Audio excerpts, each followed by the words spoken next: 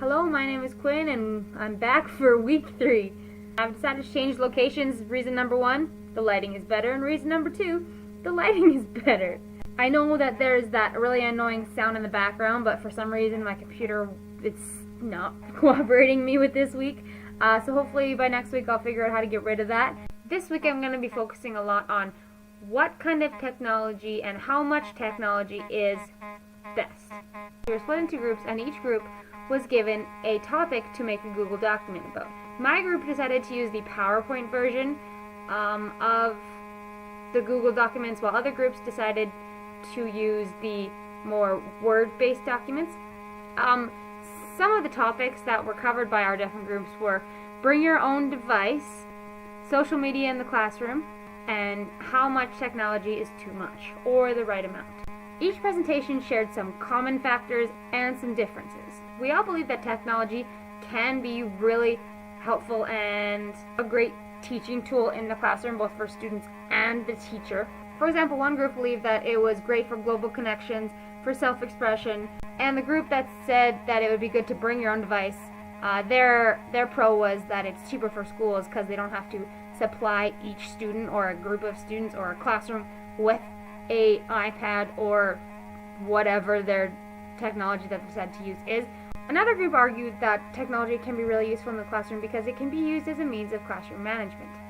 They lean more towards having technology for classroom management as motivation. For example, if a teacher would say to the students, if you get your work done, you can go on the iPad on these apps until the rest of the class is done.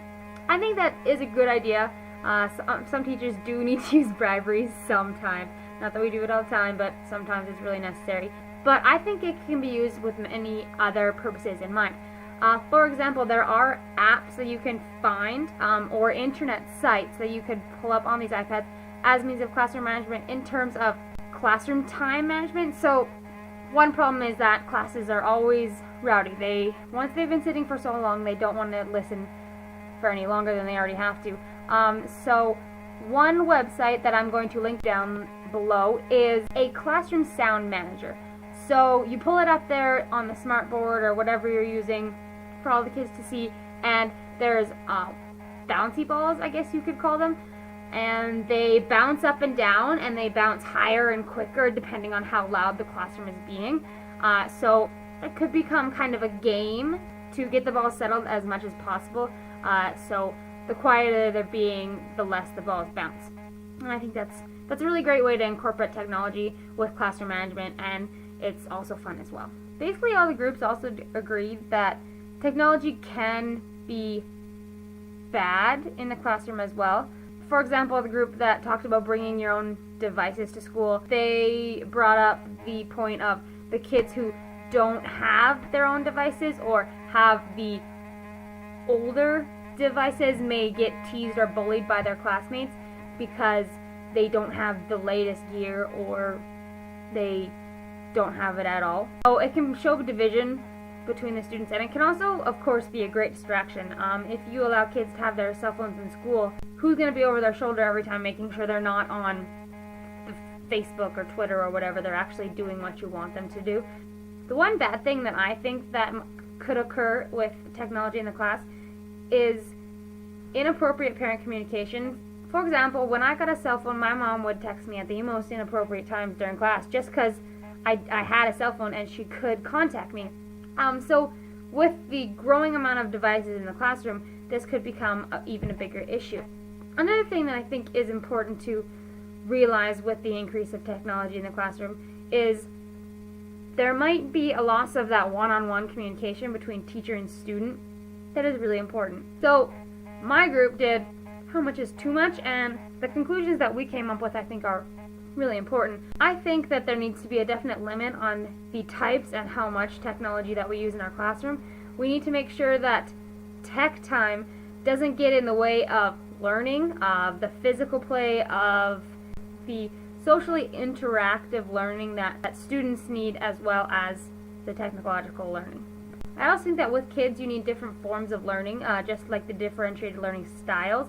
It's the same with our lesson plans. So along with all of that social interactive play and math class and whatnot, you also need the different types of technologies to keep them engaged and interested. So that's it for the presentations we made this week. We're going to move on to wikis. We learned about wikis in class. I'm going to say it's not my favorite thing. I think it's just too plain and too boring. Kids need different and new and exciting things to create. So I just don't think that wiki is the way to go. I like the Google Docs way better because kids have the ability to make presentations in that PowerPoint way, but it's not PowerPoint. It creates lots of different ways for them to use their imagination and explore their own mind and be creative and just have fun working towards whatever they're doing. We also talked about Symbaloo this week in class. Once again, not something that I love. I think it would work really well as a main page on school computers so that students can get linked to Google search or Creative Commons or whatever the school deems as appropriate for their students. But the one thing I don't like about it is that when you click on the link that you want, so for example, I want to search on Google, it doesn't link to the Google page, it just kind of shows up in that little box in the middle. And personally, I'm a very visual learner, so I want the whole screen to be Google. I don't want the little box to be Google. So just personally, I don't like it, but it's great for schools to have, I think.